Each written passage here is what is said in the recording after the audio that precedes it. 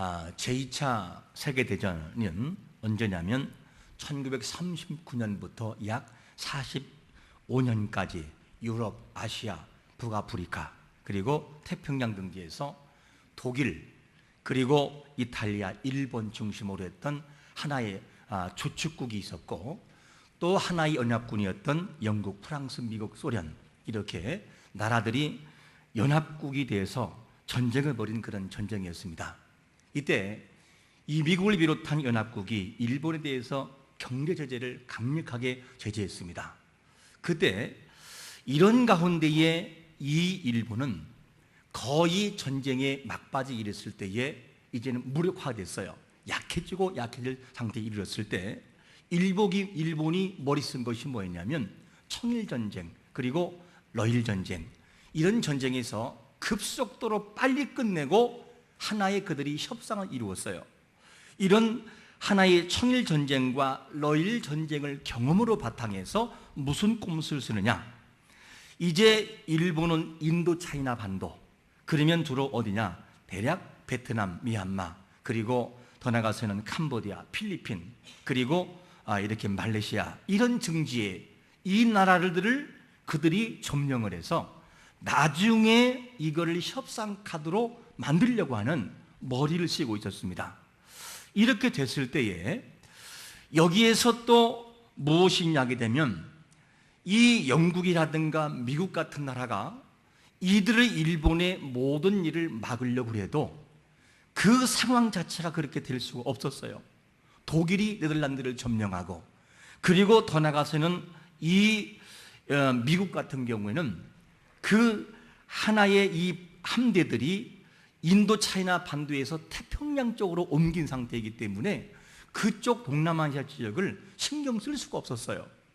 이런 상황이 있을 때 일본은 사실 해군이라든가 이 모든 것을 잘 준비한 시기가 언제였느냐, 1931년부터 41년까지 어디를 강화하냐면 일본 해군의 함대를 굉장히 늘리고 2배로 그거를 만들어 놓습니다. 그래서 최고로 만들어 놓아서 전함, 그리고 항공모함, 구축함, 심지어 전투형 잠수함이 몇 대냐, 약 60대에 가까울 정도로 강력하게 이 해군을 강화시킵니다. 여기에다가 항공모함은 전투기를 포함한 폭격기를 70여 대를 실을 수 있었고, 그리고 육군의 51개 자단, 그리고 더 나가서는 병력이 75만이라고 하는 이렇게 군사력을 막강하게 준비해 놓았어요. 이런 가운데 있을 때 일본이 이제 가면 갈수록 제2차 세계대전에서 시간이 갈수록 무엇이 있느냐, 전쟁에 비축한 물자가 고갈되기 시작하는 거예요. 그래서 이들이 신속한 공격을 세워가지고 이 동남아시아를 비롯한 모든 것을 점령하고, 거기에다가 뭐까지 공격하느냐, 미군의 기지였던 바로 진주만까지 공격을 해버립니다. 이렇게 해서 태평양 미 함대까지도 무력화시키려고 하는 일본의 아주 계획적인 계획이 있었죠.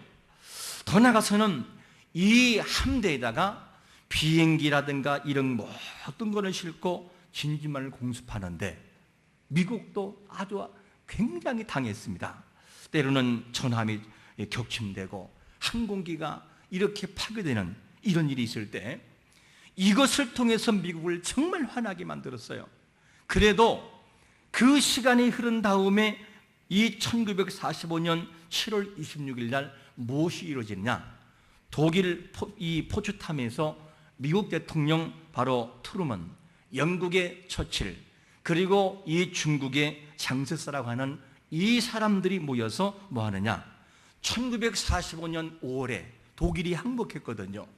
이 항복한 독일을 어떻게 이거를 할 거냐, 변상 문제 시작하여 이런 문제와, 그리고 아직도 손을 들지 않는 일본을 항복시키자, 이렇게 말을 했으나 일본은 끝까지 항복하지 않아요. 내린 결론이 뭐냐, 그러면 안 되겠다. 그래서 이 항복을 거부하는 이 일본을 향해 1945년 바로 8월 6일에 제1차로 어디에? 히로시마에 원폭을 투하합니다. 그래도 항복하지 않아요. 그러니까 제2차로 3일 뒤인 8월 9일 날 바로 나카사키에 이 원폭을 투하합니다. 그리고 난 다음에 이것을 보고 너무나 많은 사람이 죽어져 가니까 일본 천황은 무조건 항복합니다. 그래서 온 것이 뭐냐? 8.15 광복이라는 거죠.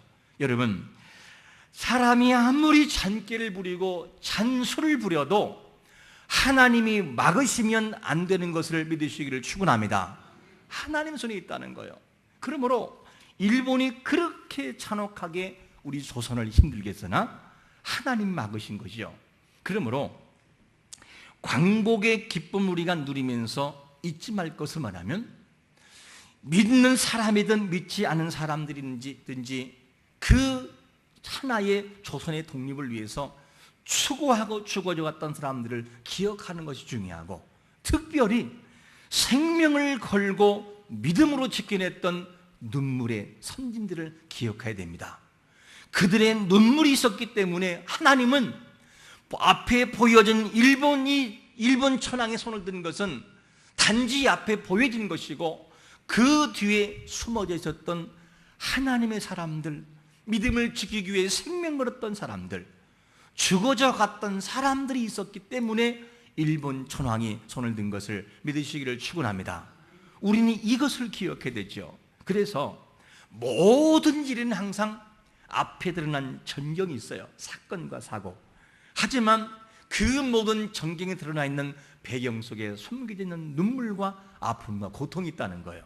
그래서 8.15 광복이라고 하는 이 모든 전경은 무엇이냐? 그 뒤에 숨겨져 있었던 많은 믿음의 사람들의 눈물과 죽음과 그리고 독립을 향해 기도했던 그들의 아픔이 있다는 사실이죠. 그러므로 진정한 모든 독립은 사람이 만든 것이 아니라 그들의 눈물을 통하여 하나님의 마음을 감동하여 그분께서 은혜를 주심으로 독립이 있던 것을 여러분 믿으시기를 축원합니다. 그러므로 진정한 기도의 은혜는 하나님을 통하여 뭘 만드느냐? 독립을 만들어 놓아요. 다른 말을 말하면 역사의 물질을 바꾸는다는 사실입니다. 그러므로 오늘도 우리가 이 모든 위기를 만날 때마다 하나님의 지혜와 하나님의 능력을 통해서 역사의 물줄기와 인생의 물줄기를 만들어갈 수 있는 성도님들 되시기를 예수 그리스도의 이름으로 축원합니다. 오늘 본문에도 역사의 물줄기를 바꿔놓았던 사람들이 등장합니다. 그들이 누구냐? 바로 다니엘을 비롯한 친구들이죠. 이들이 역사를 만들어 놓는데, 이들은 어떤 사람들이냐? 유대 왕족의 신분들의, 유대인들의 왕족의 신분들. 그런데 이들이 바벨론으로 끌려간 것이죠. 그런데 이들이 왕족의 신분도 신분이지만 믿음도 왕족다웠어요. 이들을 건드릴 사람들이 없었고 이들을 해할 사람이 없었어요. 그렇게 위기를 만나도 이들은 뭘 감당하느냐? 끝까지 믿음을 지켜내요. 여러분, 어떠한 위기가 와도 왕족다운 믿음의 역사를 우리도 함께 이루어 나가시기를 축원합니다. 강력한 믿음을 소유하고 그걸 이루어 나가야 되는 거죠. 그 역사의 배경은 어떻게 시작이 되느냐? 어느 날 느부갓네살 왕이 꿈을 꾸는데, 이 꿈을 꿨는데 그날따라 너무나 마음이 괴로운 거예요. 다른 말로 말하면, 성경도 말하면 번민, 괴롭고 답답하고 견딜 수가 없어요. 그래서 이 느부갓네살 왕은 그 바벨론의 박수와 술객과 그리고 점장이 그리고 술자들을 전부 다가 모았어요. 그리고 하는 말이 뭐냐? 내가 꾼 꿈을 맞춰보아라. 그리고 내가 꾼 꿈을 너희들이 해석해 놓아라. 이때 앞에 모인 사람들이 뭐라고 하느냐? 왕이요, 그 꿈을 우리에게 알려주시면 우리가 해석해 드리겠습니다. 그러니까 뭐냐? 왕은 계속 구지부려, 아니다, 너희들이 내가 꾼 꿈을 맞춰봐라. 그리고 그 꿈을 해석하라는 거예요. 결국에는 이들이 뭐 하느냐? 이것은 몸을 가지지 않은 신 외에는 할 수 없습니다. 그리고 자기는 못하겠다 결론 내려버려요.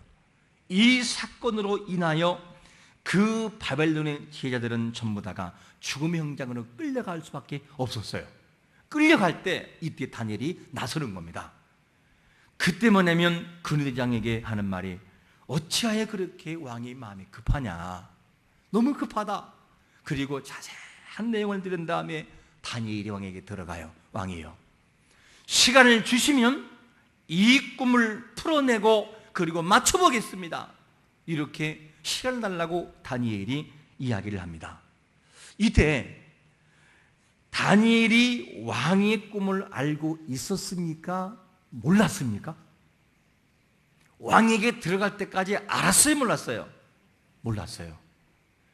이 다니엘은 분명히 꿈을 해석하고 꿈을 맞추는 은사가 있는 사람이었지만, 그러나 이때까지만 해도 왕 앞에 들어가서 당당하게 내가 시간을 주시면 맞추겠습니다, 그리고 풀겠습니다 라고 할 때 알아서 한 것이 아니었어요. 이 당당함은 어디서 나오느냐? 평소에 다니엘이 하나님과 어떤 관계를 맺었고 하나님으로부터 응답이 어떻게 주었는지를 알았기 때문에 이는 당당하게 그렇게 말한 것을 보게 됩니다. 그렇다면 다니엘이 위기가 있을 때에 어떻게 실마리를 풀어간지를 잘 보시기 바랍니다. 꿈을 맞추고 그 꿈을 풀어낼 때는 과정에서 다니엘은 이렇게 방법을 취하지요. 다니엘 2장 17절 말씀을 같이 읽어봅니다. 시작. 이에 다니엘이 자기 집으로 돌아가서 그 친구 하나냐와 미사엘과 아사라에게 그 일을 알리고, 다니엘은 위기를 만날 때에 누구와 함께 나눴어요? 친구들하고 나눴어요. 가장 자기를 믿고 자기를 위해 정말 기도할 수 있는 그 사람들을 찾아갔어요. 찾아가가지고 제목을 구체적으로 말해요. 그냥 기도해줘 이것이 아니고 나 이러하여 이러한데 이렇게 좀 부탁을 해, 그러면서 기도를 나누는 것을 보게 됩니다. 그 구체적인 제목이 어디 나오느냐?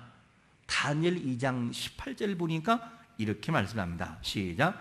하늘에 계신 하나님이 이 은밀한 일에 대하여 불쌍히 여기사 다니엘과 친구들이 바벨론의 다른 지자들과 함께 죽임을 당하지 않게 하시기를 그들로 하여금 구하게 하니라.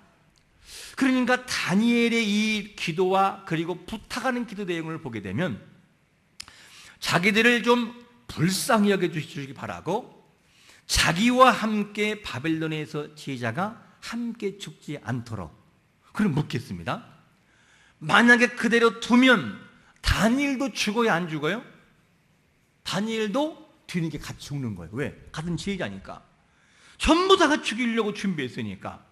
그 이런 위기를 만났을 때 다니엘이 풀어가는 방법은 뭐냐면 하나님께 나가는 거예요.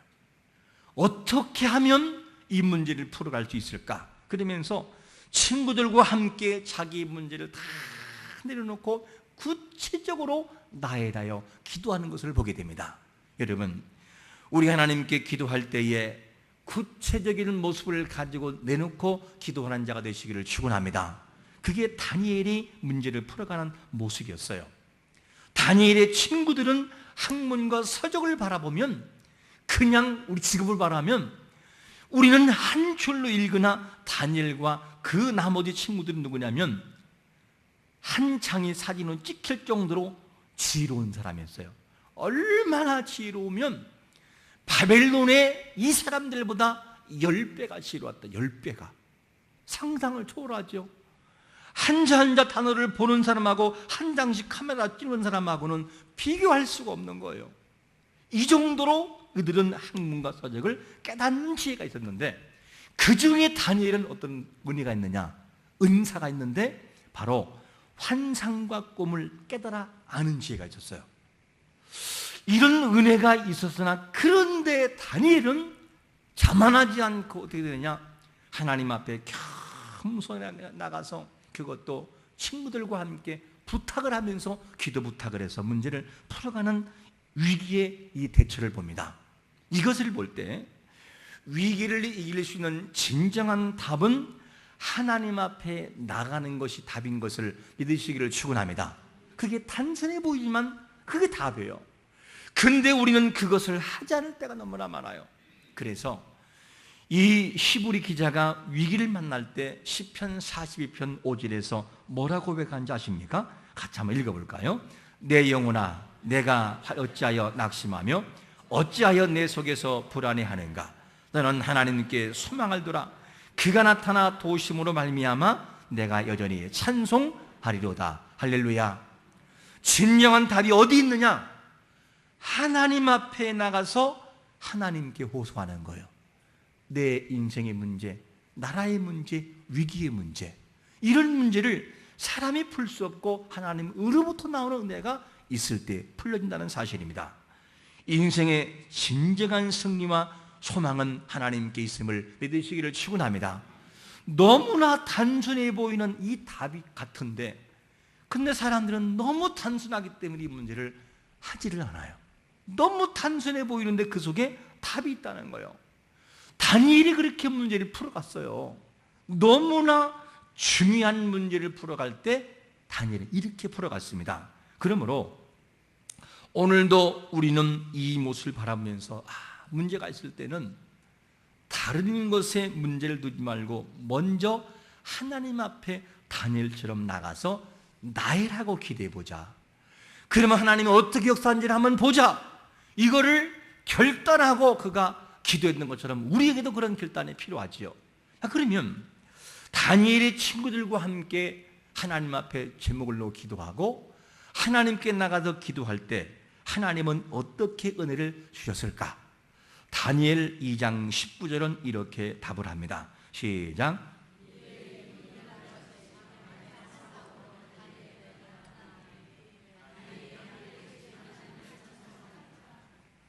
다니엘이 뭐냐면 이에 은밀한 것이 밤에 무엇 가운데 환상으로 다니엘에게 나타나 보였다는 거예요. 누가 꾼 꿈을?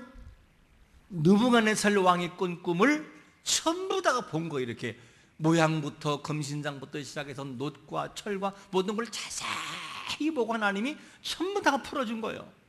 시험을 보기 전에 먼저 문제를 풀고 그대로 답이 나오듯이 그렇게 하나님께서 환상 가운데 모든 것을 보여주신 것입니다. 그러니까 다니엘이 위대해서 꿈을 푼 것이 아니라 하나님이 사전에 보여준 것을 그대로 말했기 때문에 위대한 것을 믿으시기를 축원합니다. 그러니까 한 사람의 위대함은 어디로부터 나오느냐? 하나님으로부터 나온다는 거예요. 이것이 뭐냐? 다니엘이 풀어갔던 문제의 답이었습니다.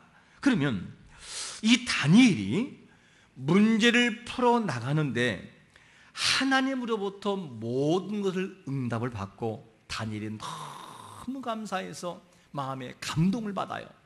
그리고 하나님을 막 찬양하거든요.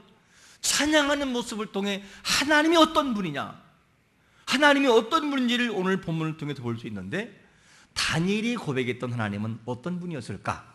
오늘 본문 다니엘 2장 20절과 21절에 보니까 이렇게 소개합니다. 시작.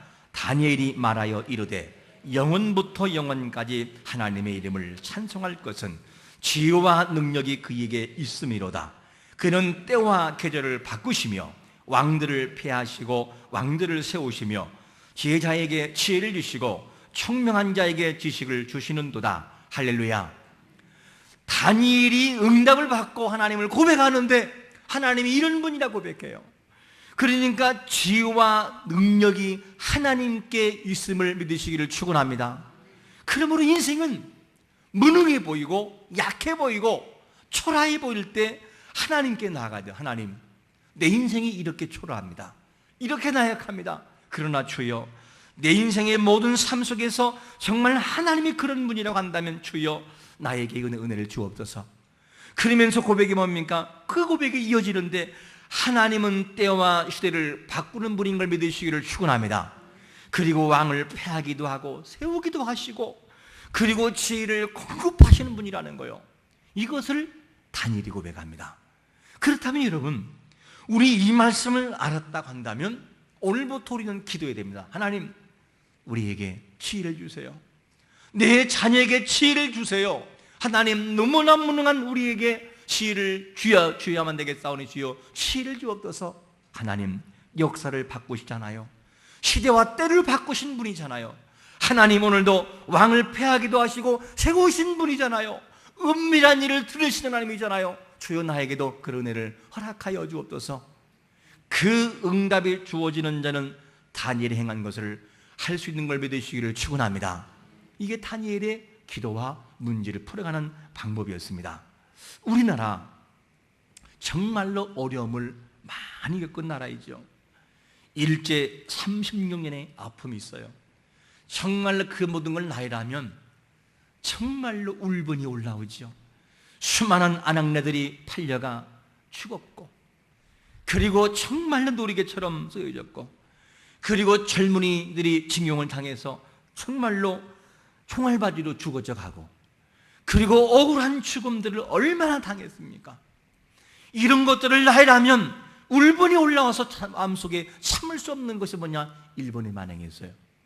그뿐입니까? 그리고 6.25의 아픔이라고 하는 그 아픔을 겪은 나라가 우리나라가 아니겠습니까? 그리고 이런 위기 가운데 있는 우리 민족은 지금도 역시 너무나 안보가 불안한 가운데 있어요. 대한민국과 우리나라와의 문제에 있어서의 위기보다는 이제는 감정이 불똥이 미국과 북한과의 감정으로 격해지는 거예요.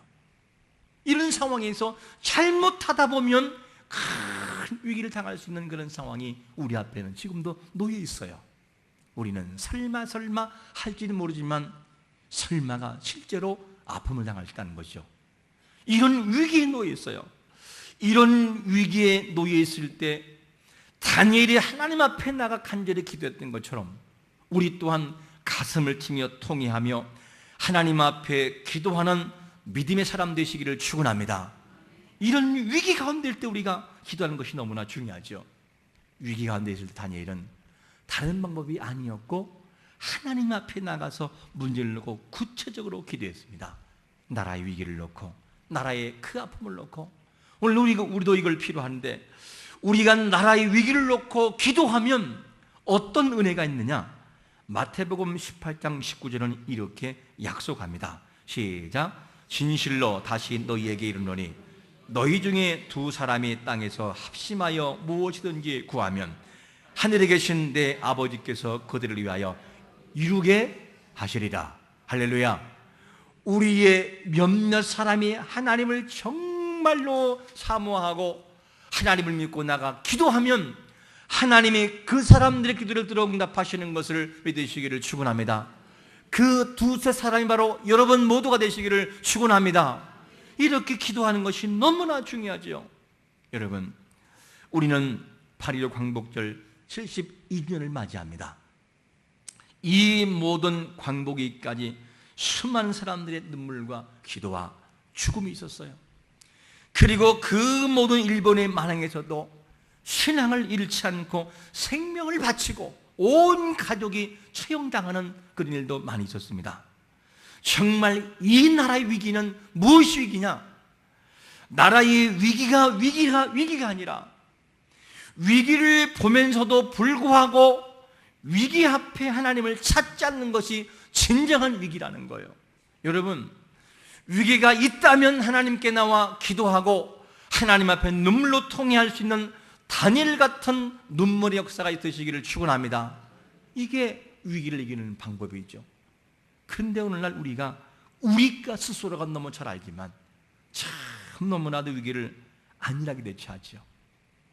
정말 하나님 앞에 이런 나라의 위기가 있음에도 불구하고 정말 가슴을 치면서 묵상과 눈물을 통해 기도해 본 적이 얼마 되십니까? 여러분 정말 얼마나 기도하셨습니까?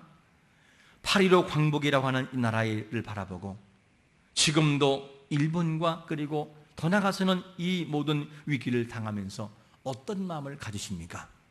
우리가 기도하지 않는다면 하나님 앞에 죄스러운 거죠. 정말로 이 나라와 민족을 놓고 또다시 이런 아픔이 없도록 나와서 하나님 앞에 기도하는 자가 되시기를 축원합니다. 그뿐만이 아니라 답답하여 견딜 수 없는 일을 만날 때 22절의 말씀처럼 은밀한 일을 나타내시는 하나님을 의지하여 기도하면 그분께서 들어 응답하는 걸 믿으시기를 축원합니다. 그 은밀한 것을 나타내시는 하나님은 어떤 분이시냐? 지혜와 능력의 하나님이시고 시기와 시대를 바꾸는 하나님이시고 왕을 패하기도 하시고 세우기도 하시고 지혜를 허락하시는 하나님 말은 누구냐? 은밀한 중에 나타나시는 하나님이라는 거예요. 이게 우리가 이것을 기억하면서 사실 인생은 한계가 있기 때문에 인생의 물줄기와 역사의 물줄기는 인생은 바꿀 수 있는 영역이 아니에요. 하지만 바꿀 수 있는 방법은 뭐냐? 인생의 물줄기를 잡고 계신 하나님을 통하여서는 그것이 가능한 것을 믿으시기를 축원합니다. 그렇게 바꿀 수는 있어요. 그러므로 이 나라와 민족의 모든 아픔과 그리고 광복의 기쁨을 기억하면서 물줄기에 주머니 잡고 계신 하나님, 인생과 역사를 꽉 잡고 있죠. 주여 그 물줄기를 바꿔주옵소서라고 간구함을 통하여 하나님을 통하여 물줄기가 바뀌어져 하나님의 역사로 흘러가는 것을 체험할 수 있는 온 성도가 되시기를 예수 그리스도의 이름으로 축원합니다.